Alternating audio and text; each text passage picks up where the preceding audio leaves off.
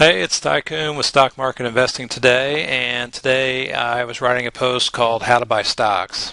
So what I wanted to do was do a few videos here to kind of expand upon what I was thinking when I wrote the post, and maybe verbalizing that in a video kind of help you get a better understanding of what I'm trying to do here.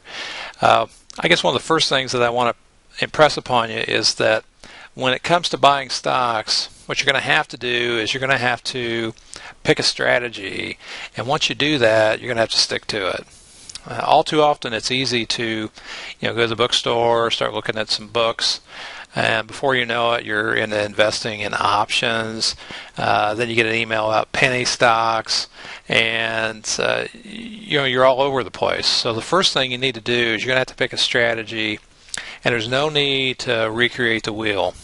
There are plenty of gurus out there that have already kind of trailblazed a trail for you that you can just follow their instructions and work to master what they've already learned.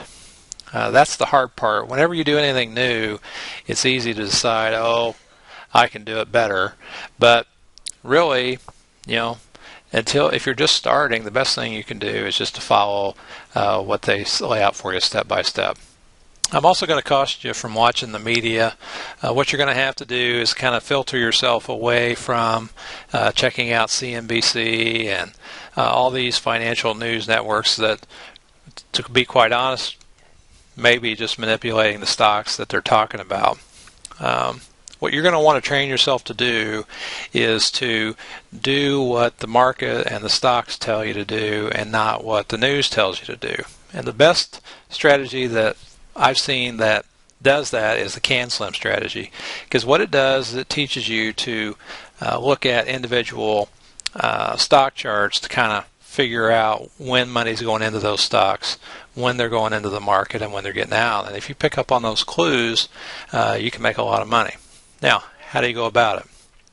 Well, the first thing I'm going to suggest you do is you're going to have to set up a way to screen for stocks so that you can bring stocks to the surface that you want to look at. Now, first, what you should do is set your criteria pretty high. If you set it too low, then you're looking at too many stocks, and it's hard to focus on hundreds of stocks a day. So in the post that I wrote here a little bit ago, I set my criteria for stocks that I actually want to look at pretty high, and I did that on purpose so that I'm only looking at a handful of stocks a day. I think on Friday after the market closed, maybe I looked at 4 stocks, and I've got 4 stocks on my watch list now.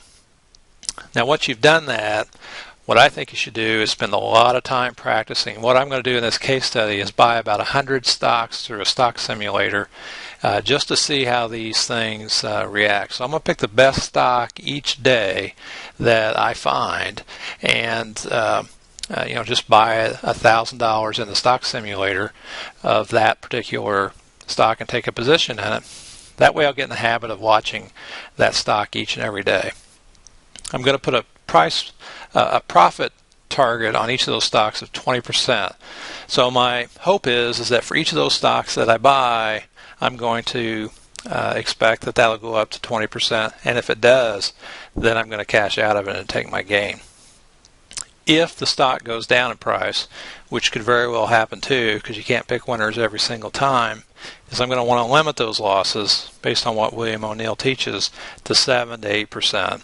Or if the stock's just not acting right, go ahead and cash out of it. In the end, what I'm wanting to achieve is an at-bat ratio of being right 1 out of 3 times. So for about 100 trading days, depending on the market conditions, I'm going to pick a stock every day and see how it goes.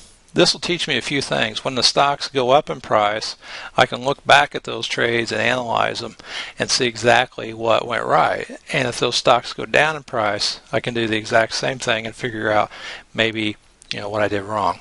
So at first here, when we start buying these stocks as a simulator, we're going to look at the best stock of the day based on my stock screening, and we're going to buy it the next day. We're not going to worry about entry points because that's going to come a little bit later as we start looking at charts.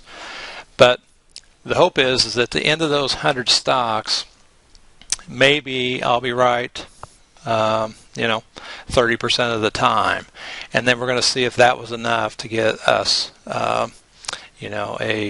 a situation where we made a better return than we would have had we done something else. So 1 out of 3 times, what O'Neill says, that we can make good money in the stock market just being right 1 out of 3 times. Now, when you're investing in your stock simulator, what you're going to want to do is make sure that you treat it like your own money.